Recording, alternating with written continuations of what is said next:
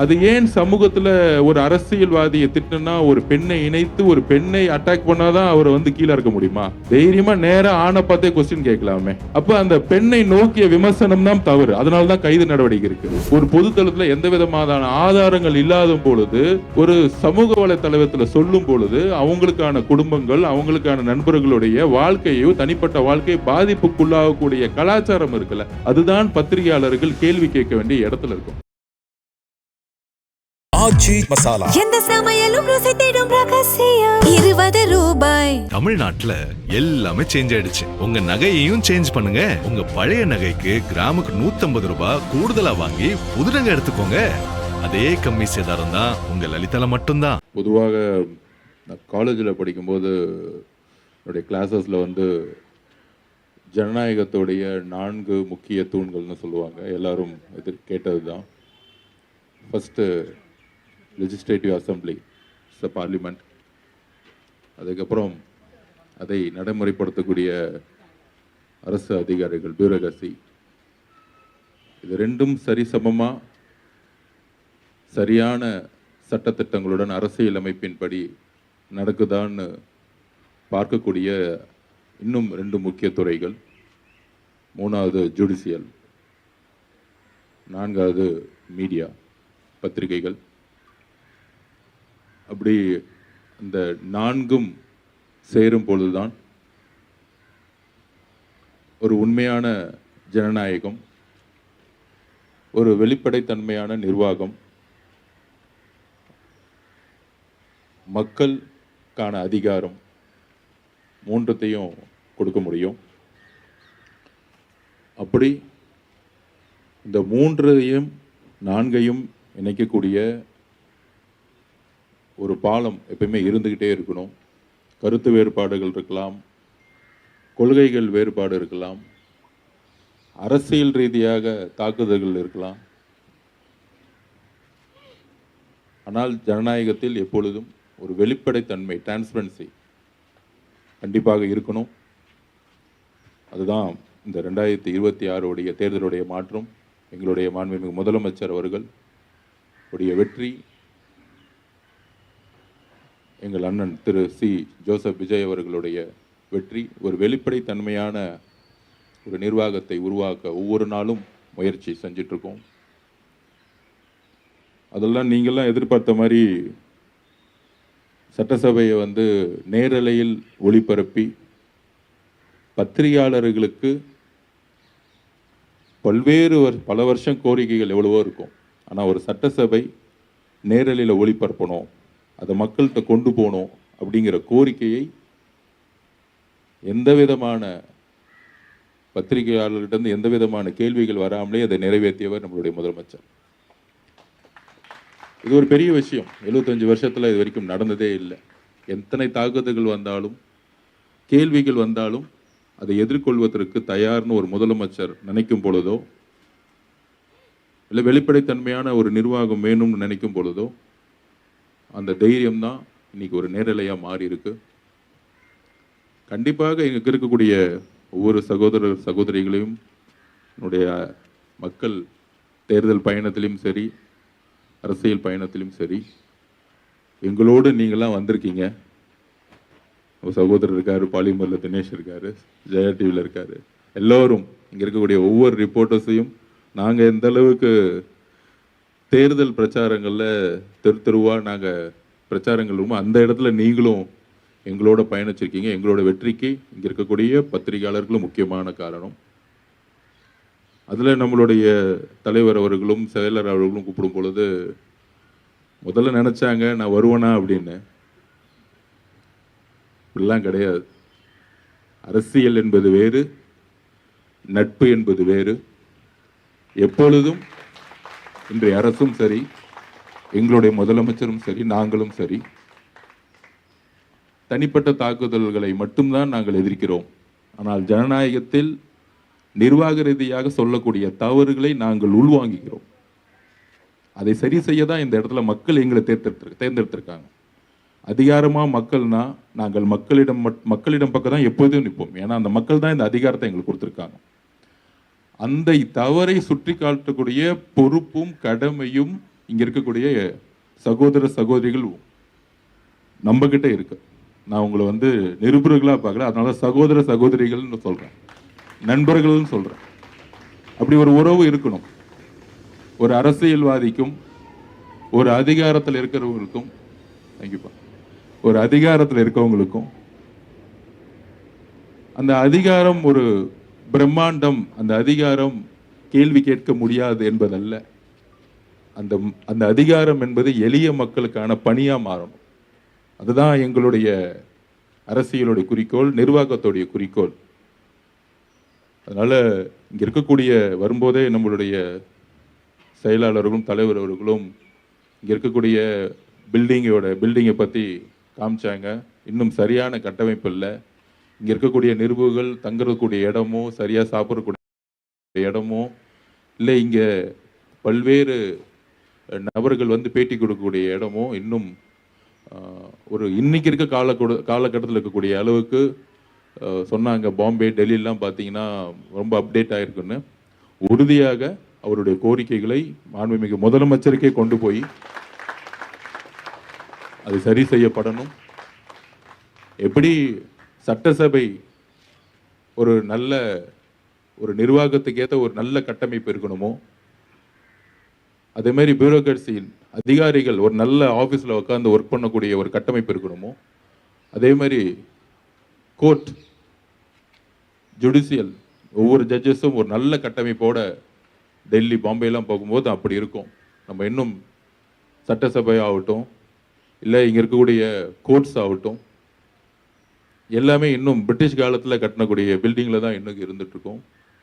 அந்த மாதிரி அதெல்லாம் அப்டேட் பண்ணக்கூடிய இடத்துல இருக்கும் பொழுது கண்டிப்பாக சென்னை பத்திரிகையாளர் சங்கம் இருக்கக்கூடிய இந்த பில்டிங்கும் அப்டேட் பண்ணணும், அப்டேட் செய்யப்படும். அதில் எத்தனை பேர் உறுப்பினர்கள் இருந்தாலும் அவர்கள் வந்து இங்கே அமர்ந்து ஒரு அலுவலகமாக இருக்கட்டும், அவர் சாப்பிடக்கூடிய இடமா இருக்கட்டும், அவங்களுக்கான ஒரு வீடாக இருக்கிற மாதிரி கண்டிப்பாக அதற்கான பணிகளை செய்யக்கூடிய கடமையும் பொறுப்புணரும் எங்களுக்கு இருக்கு.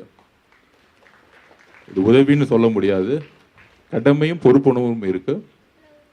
அதனால ஒரு புதிய ஒரு நிர்வாகம், மக்கள் எதிர்பார்த்த ஒரு நிர்வாகம், ஒரு அரசியலை நோக்கி ஒவ்வொரு நாளும் பயணிச்சுட்டு இருக்கோம். தவறுகள் இருந்தால் உறக்க சொல்லுங்கள். ஸ்போர்ட்ஸ் ரெண்டும் ஈக்குவலாக கொண்டு வரணுங்கிறது தான் ஒவ்வொரு நாளும் நான் பதிவு பண்ணிட்டே இருக்கிறேன். கிட்டத்தட்ட 50% மேலே இன்னைக்கு இளைஞர்களுக்கான ஒரு பாப்புலேஷன் தமிழ்நாடு அணிஞ்சிருக்கு. அதிகமான ட்ரக்ஸுக்கான காரணம் ஆன்சைட்டி, ஸ்ட்ரெஸ். இது ரெண்டுத்தை எப்படி எதிர்கொள்ளுங்கிறது தெரியறதில்ல. அப்போ ஒன்று லிக்கர் அடிக்ஷன், இல்லைன்னா ட்ரக்ஸ் அடிக்ஷனில் போகிறாங்க. ஆஸ் ஏ ஸ்போர்ட்ஸ்மேன், நேரு ஸ்டேடியத்துலேருந்து நான் வளர்ந்தவன், எஸ்டிஏடியோடைய மாணவன், எல்லாருக்கும் தெரியும். ஸ்போர்ட்ஸ் எனக்கு கற்றுக் கொடுத்தது எந்த பிரச்சனையை மன வலிமையோடு ஒவ்வொரு நாளும் நம்ம எப்படி எதிர்கொள்ளணுங்கிறத ஸ்போர்ட்ஸ் தான் எனக்கு கற்றுக் கொடுத்துச்சு. அதனால தான் திருப்பியும் அந்த கிரவுண்டில் 6 மணிக்கு நாங்கள் டெய்லி, இன்றைக்கும் நேரு ஸ்டேடியத்தில் காலைல 6 மணிக்கே இருக்கிறோன்னா இதுதான் எங்களுடைய 20 வருஷ வாழ்க்கை. 2000 அங்கே தான் இருந்தோம், 2005 அங்கே தான் இருந்தோம், 2010 அங்கே தான் இருக்கிறோம், 2024 இப்போ அங்கே தான் இருக்கிறோம். அப்போ இந்த மாதிரி ஒரு ஈவெண்ட்டை எல்லாத்துக்கும் நடத்தணும். அதாவது ஸ்போர்ட்ஸ் டிபார்ட்மெண்ட்டோடைய ரிவ்யூ மீட்டிங் நடக்கும்போது அப்போ வந்து மெம்பர் செக்ரட்டரி வந்து ஐஏஎஸ் ஐபிஎஸ்க்கு வந்து ஒரு ஈவெண்ட் நடத்துவாங்க. அப்பயே நான் வந்து மாண்புமிகு முதலமைச்சர்கிட்ட பதிவு பண்ணேன், ஐஏஎஸ் ஐபிஎஸ் மட்டும் நடக்கக்கூடாது, எம்எல்ஏ மினிஸ்டர்ஸுக்கும் சேர்த்து ஒரு ஈவெண்ட் நடத்தணும், ஜட்ஜஸ் எல்லாம் கூட்டிட்டு வந்து ஒரு ஈவெண்ட் நடத்தணும். அப்பயே சொன்னேன், பத்திரிகையாளர்களும் சேர்ந்து, இந்த 4 பேரும் சேர்ந்து எஸ்டிஏடி வந்து ஒரு பெரிய ஈவெண்ட் நடத்தணும். அதில் செயலாளர்கள் ரொம்ப கடினப்பட்டு இந்தியன் ஆயில் கிட்ட இருந்தோ, இங்கே இருக்க ஜெயா டிவி கிட்ட இருந்தோ, இங்கே இருக்கவங்ககிட்ட கஷ்டப்பட்டு ஸ்பான்சர் வாங்கி கிரிக்கெட் மட்டும் நடத்திருக்காரு. நான் வந்தோடனே கேட்டேன், ஏன் கபடி இல்லை, ஏன் பாஸ்கெட் பால் இல்லை, ஏன் ரன்னிங் இல்லை அப்படின்னு. எல்லா கேமும் எஸ்டிஏடி மூலம் நம்ம நடத்தணும். அடுத்த வருஷத்துல இருந்து, அடுத்த வருஷம் இல்லை, கூடிய விரைவில் ஒரு போட்டியே வச்சுக்கலாம். பத்திரிகையாளர்களா, ஜுடிஷியல் இருக்கக்கூடிய ஜட்ஜஸ், அதுக்கப்புறம் சட்டமன்ற உறுப்பினர்கள், அடுத்த ஐஏஎஸ் ஐபிஎஸ், இந்த 4 பேரையும் எல்லா கேமுக்கும் என்ட்ரி கேட்போம். அதில் பெஸ்ட்டாக டாப் டீம்ஸ்லாம் சூஸ் பண்ணி தமிழ்நாடு முழுசும் நடத்துவோம். இது வெறும் சென்னையில் மட்டும் நடத்தக்கூடாது.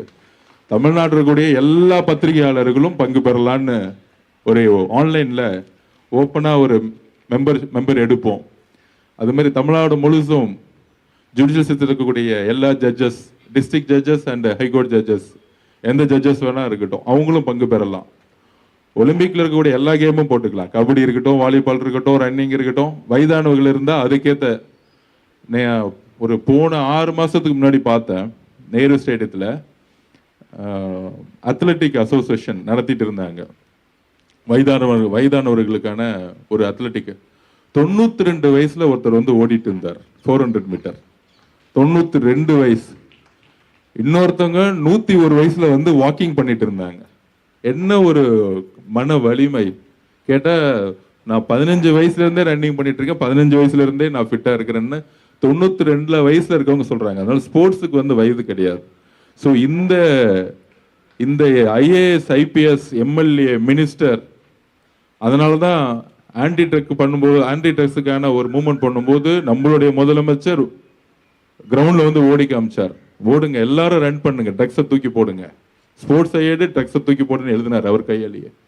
ஸோ ஒரு யங்ஸ்டர்ஸ் இருக்கக்கூடிய முதலமைச்சர்லேருந்து அமைச்சரவையில் இருக்கக்கூடிய நாங்கள் புதிதாக சிந்திக்கிறோம். இங்கே இருக்கக்கூடிய தேர்ந்தெடுக்கப்பட்ட எம்எல்ஏ, மினிஸ்டராக இருக்கட்டும், அதுக்கப்புறம் இருக்கக்கூடிய ஜுடிஷியல் இருக்கக்கூடிய ஜட்ஜஸாக இருக்கட்டும், அதுக்கப்புறம் இருக்கக்கூடிய பியூரோக்ராட்ஸ், ஐஏஎஸ், ஐபிஎஸ், அதுக்கப்புறம் பிரஸ்ல இருக்கக்கூடிய அனைத்து சகோதர சகோதரிகள் எல்லோரும் சேர்ந்து விளையாட்டை ஒவ்வொரு கிராமத்திலையும் முக்கியமாக கொண்டு போய் சேர்க்க வேண்டிய பொறுப்பும் கடமையும் இருக்கு. ஏன்னா இன்னைக்கு இளைஞர்கள் படிச்சு அந்த ஒரு 8 மணி நேரம் படிச்சு முடிச்சோடனே திருப்பியும் படின்னு சொல்லும்போது ஸ்ட்ரெஸ்ஸை வந்து எப்படி அந்த படிப்புங்கிறது ஆங்ஸைட்டியா மாறும் பொழுது அவங்களுக்கான ஒரு உடல் பயிற்சி இல்லை. அப்ப எஜுகேஷனை நோக்கி போகும்பொழுது ஒரு உடல் உழைப்போ இல்லை அதுக்கான டீம் கேமோ இல்லாம மொபைல்ல வந்து ஸ்டக் ஆறாங்க நம்ம குழந்தைங்க. அப்ப அந்த இடத்துல ட்ரக்ஸோடைய பிரச்சனைகள் அதிகமாயிட்டே இருக்கு ஒவ்வொரு நாளும். அப்ப அந்த ட்ரக்ஸை தூக்கி போடணும்னா விளையாட்டை ஒவ்வொரு வீட்டிலும் ஒவ்வொரு குழந்தைகளுக்கும் கொடுக்க வேண்டிய பொறுப்பும் கடமையும் அரசியலும் இருக்கு. இங்க இருக்கக்கூடிய ஒவ்வொருத்தருக்கும் இருக்கு.